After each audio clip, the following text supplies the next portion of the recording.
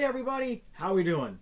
All right, so as promised, kind of making a little bit of a switch, just temporary. Panther season's over, so we kind of do some Dolphins stuff. And today the NFL schedule came out, so I figured opportunity, come out with the first Dolphins video. Just want to talk about the schedule a little bit, not too much. I'm not going to sit here and pick winners and losers because it's too early for that. We don't know about free agency and the draft and all of that. I just kind of wanted to give my spin on the schedule, so let's grab it. All right, and I think it's just now officially coming out, but they did this thing with the leaks. We're going to leak a game here and leak a game there, and I don't know. I'm not too crazy about it, but I get it. It kind of makes the whole day drag out for the schedule release. Anything to get clicks. But anyway, let's open it up. We're going to just kind of take it in sections here a little bit. Now, there's some things I like, and mostly I don't like. I'll be honest with you. We open up at home against the Buccaneers. This is nice.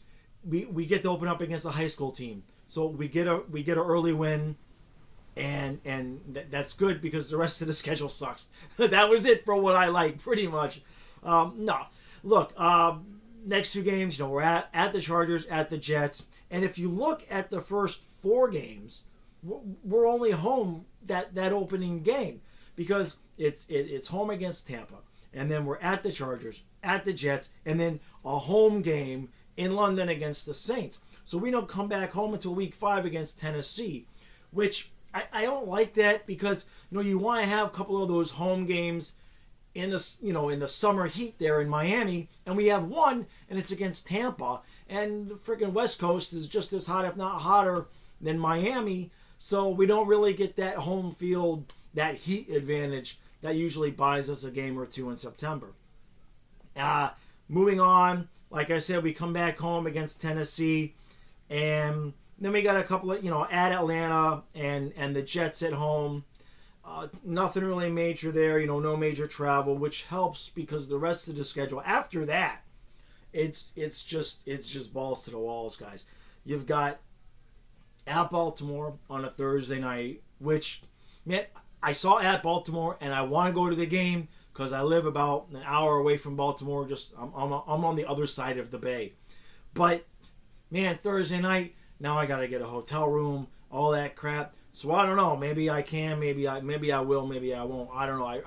I knew we were going to be at Baltimore. I really wanted to go, but I don't know. We'll have to see.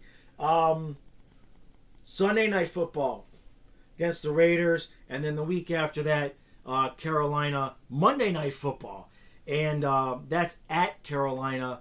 That's a tough game. Shouldn't be a problem with the weather or anything, but that's 3 primetime games in a row, man. Thursday night, Sunday night, Monday night. So, dude, I hope we're winning, right? I really hope we're winning some games at this point, because otherwise, it's not going to be pleasant watching on primetime and you're not playing well, So, then we get the bye after Carolina, and if you've noticed, we're 2/3 of the way through the schedule. I haven't said Buffalo and I haven't said the Patriots yet. And no home, no. I'm looking at this, and really, week 7 home against the Jets is really the only home game against a divisional opponent that maybe will have a weather advantage, so to speak. After the bye week, we start off with week 12, and let's just run them down. Okay, at the Patriots, then home against Denver, then home against the Patriots, Monday Night Football. So yeah, 2 out of 3 weeks we play the Patriots. And then, as if that wasn't stupid enough, we double down on stupid, right? So, week 15, at Buffalo. Probably cold weather, right? Week 16, at Kansas City. So, we go from cold to really frickin' freezing and windy and snowing and hail and whatever crap, because Kansas City, it's the law that late in the year. And then we close out at home against Buffalo. So unless we get a December, heat wave in Miami, which can happen, that game may still have some kind of weather advantage. Obviously, not playing at Buffalo that late, but we play in week 15. So again, 2 out of 3 weeks. So 4 of the last 4 of the last 6 games is 2 against the Patriots, 2 against Buffalo, and then sprinkle in Denver and Kansas City. Frickin' yikes, okay? Out of those 6 games, so we better start good.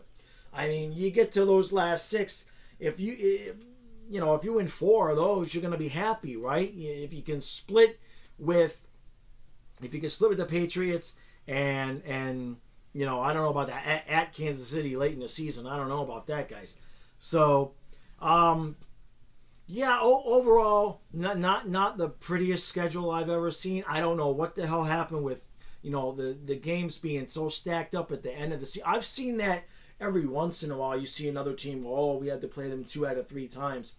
But for it to happen with your divisional opponents and 2 different divisional opponents all in the same section of the season playing each other 2 out of 3 times, the only advantage I really see there, but it kind of swings both ways, is you're late in the season, and so you got guys injured and whatnot, so you really kind of want to take it easy at practice, which if you're playing a divisional opponent, we already know what they're going to do. They know what we're going to do. So I think a lot of those games are going to kind of come down to health. One thing that happened is we played the London game, which is a home game. And then normally you're supposed to have a bye after that. But the Dolphins requested from the NFL to not have a bye after that game. And they actually granted it to us. So the bye is later on, week 11. And after the London game, we are home against Tennessee.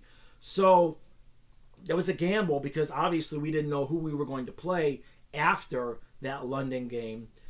They could have really screwed us and said, all right, go play the Patriots now. So we kind of, we got a little bit of a lucky break there, having that bye a little bit later on in the season, because right after the bye, again, it's at the Patriots and then Denver, which, they may not have a quarterback, but they still got a really good defense. So, all right, that's long enough. Hey, that's my thoughts. Let me know what you guys think. I'm still going to do the Panther stuff. I don't want anybody to get worried about that, but Panther season's over, and I really don't feel like talking about the expansion draft and the coaching search and all of that. It's just a bunch of opinions, and really, we'll talk about that when they make a move, when the list for the Panthers comes out, or we may hire a coach or whatnot, or something happens with Yager, then I'll do a Panther video. But until then, guys, thanks for watching. If you're watching this from Twitter, please, guys, retweet, because everybody, for the most part, that follows me is a Panthers players, Panther team, and so I kind of want to grow the channel a little bit there. And thanks for watching, and we'll see you next time.